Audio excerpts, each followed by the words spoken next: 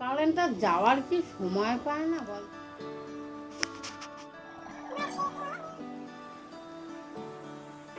আসসালামু আলাইকুম বন্ধুরা, good morning, welcome back to my channel. তো আশা করছি সবাই খুব ভালো আছো, সুস্থ আছো, আমিও খুব ভালো আছি। আর আজকে উঠে পড়েছিলাম 11টাতেই, তারপরে ব্রাশ ট্রাশ করে এসে ছাদে চলে গেলাম জামা কাপড় মেলতে, কারণ ওয়েদারটা ভালো না, সেই জন্য আগে মেলে দিয়ে এসেছি। তো চলো বাদবাকি কাজকর্মগুলো স্টার্ট করি, এইভাবে পাশে থাকো, দেখতে থাকো।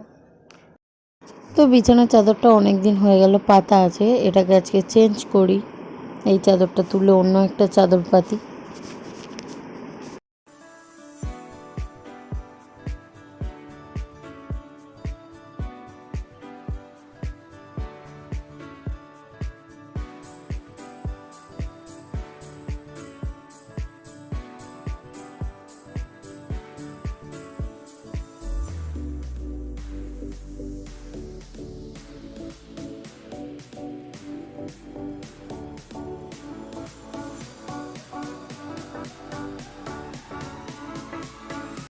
আর এই যে বেডশিটটা দেখছো, এইটা একদিকে বেশ সুবিধা, কারণ এটা ইলাস্টিক সিস্টেম, চাদর অত চারিদিকে কোনো গোঁজাগুজির কোনো ঝামেলা নেই। কিন্তু দুজন হলে একটু সুবিধা হয়, আবার একা পড়াতেও খুব যে অসুবিধা হয় তা নয়। হয়তো এটা কোনো কারণে একটু আমাদের গদির থেকে হয়তো একটু ছোট, সেই জন্য হয়তো অসুবিধাটা হয়, না হলে এমনি বেশ ভালো। আর এই বেডশিটটা অনলাইন থেকেই অর্ডার করা। আর এটার সাথে দুটো বালিশের কভারও ছিল, কিন্তু বালিশের কভার দুটো পরাইনি, তার কারণ হচ্ছে দুটো পরালে আর দুটো এমনিই রাখতে হতো। আর তার থেকে বড় কথা, একটা বালিশের কভার একটু সেলাই খুলে গেছে, তো ওটাকে পরে সেলাই করব। আর আমার এদিকে বালিশের কভারও পরানো হয়ে গেল। আর কোল বালিশের কভার দুটো পরাইনি, তার কারণ দুটো কভারই আমি খুঁজে পাইনি কোথায় রাখা আছে, তো সেই জন্য এই চারটেই পরিয়ে দিলাম।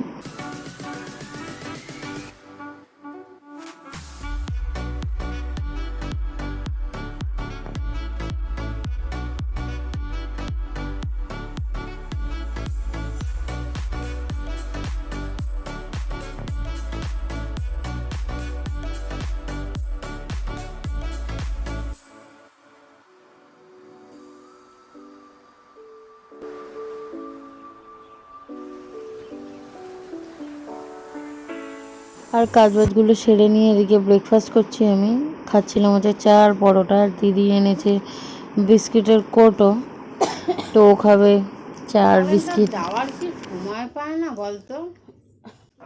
আর যদি এমনি দিনে যাচ্ছে ঠিক আছে, কিন্তু সকাল সকাল যদি লোডশেডিং হয় কেমন রাগটা ওঠে। সকালবেলা উঠে কাজবাজগুলো সারছিলাম, তারপর একটু চা যে খাবো শান্তি করে বসে ফ্যান চালিয়ে, তার উপায় নেই, সকাল সকাল কারেন্টটা চলে গেছে। তো যাই হোক, খেয়ে দিয়ে তারপরে স্নানে চলে গেছিলাম।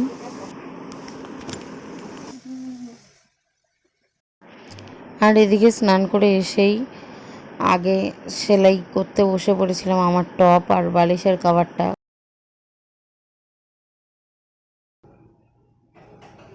আর আমার দিদি তো সেলাই টেলাই কিচ্ছু করে না, কিচ্ছুতে হাত দেয় না, একটু সেলাই করে দিই তা না।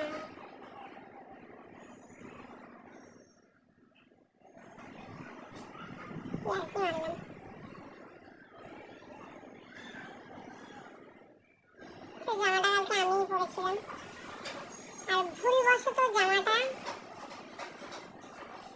ছোট্ট একটা জায়গায় একটু ছিঁড়ে গেছে,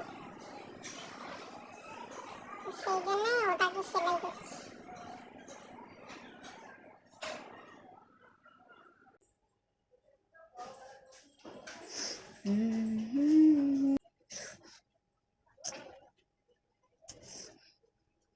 লাগার জায়গা পায় না, যেখানে যেখানে কারেন্ট মারে সেই জায়গাগুলোতেই বেশি করে লাগে।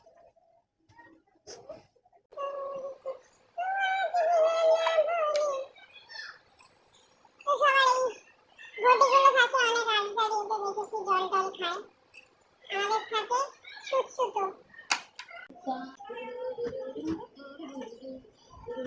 তো জামার বালিশের কভারটা সেলাই করার পর দিদির ওদিকে রান্নাও হয়ে গেছিলো, তো খেতে বসে পড়েছিলাম। আর আজকের মেনুতে আছে ডাল আলু, ওটা মেজদির জন্য, কারণ ও চিংড়ি মাছ খায় না। আমাদের ভেন্ডি আলু চিংড়ি মাছ, আর ছিল কালকের মাছের তরকারি।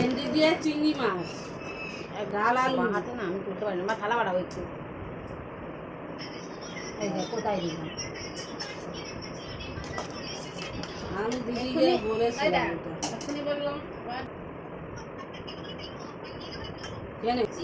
হ্যাঁ রে চলে আস।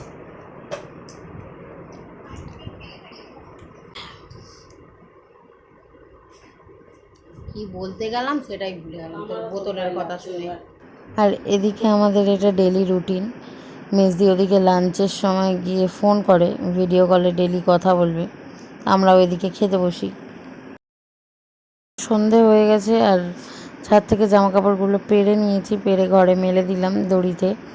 এবার নিজে একটু চুলটা বেঁধে নিচ্ছি, কারণ ঝাঁট দেওয়ার আগে চুলটা বাঁধছি, না হলে তো চুল পড়ে পুরো বিছিয়ে থাকবে ঝাঁট দেওয়ার পরে। তো আর আজকে চুলটা একটু অন্যভাবে বাঁধছি। তো চলো, চুলটা বাঁধা হয়ে গেলে এরপর ঝাঁটটা দিয়ে নিই।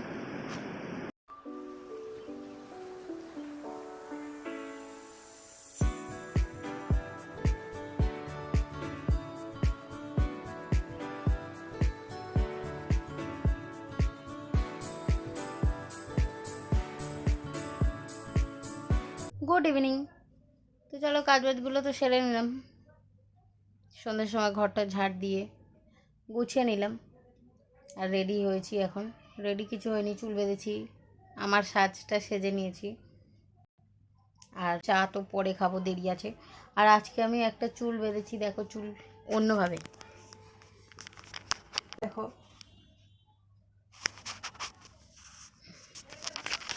তো প্রথমে উঁচু করে পনি করে বেঁধেছিলাম, তারপরে ভাবলাম না একটু এইভাবে বাঁধি বলে বেঁধে নিলাম চুলটা। জানি না কেমন লাগছে পেছন দিয়ে। তো বন্ধুরা, আজকে আর চা খাইনি, বলেছিলাম চা খাবো কিন্তু আর খাইনি। আজকে একটু ঝুড়ি ভাজা দিয়ে মুড়ি খাচ্ছি অনেক দিন পরে।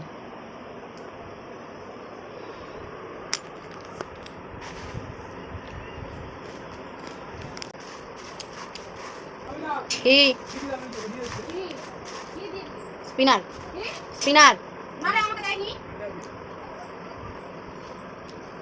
কই ও হাতে রেখেছি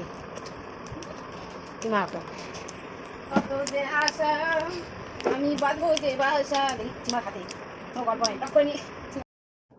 এদিকে কোনো কারণ ছাড়াই আমার মেজদি আমার পেছনে সারাক্ষণ লাগতে থাকে।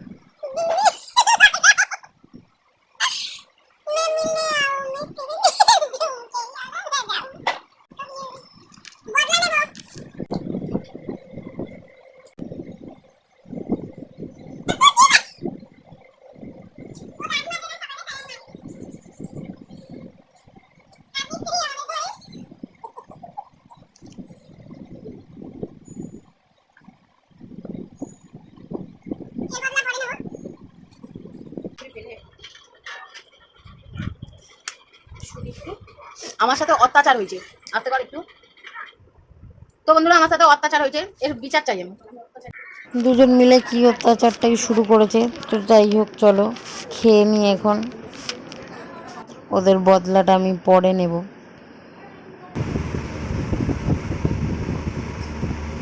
তো বন্ধুরা, আজকে ঘুম পেয়ে গেছে, টাটা, গুড নাইট।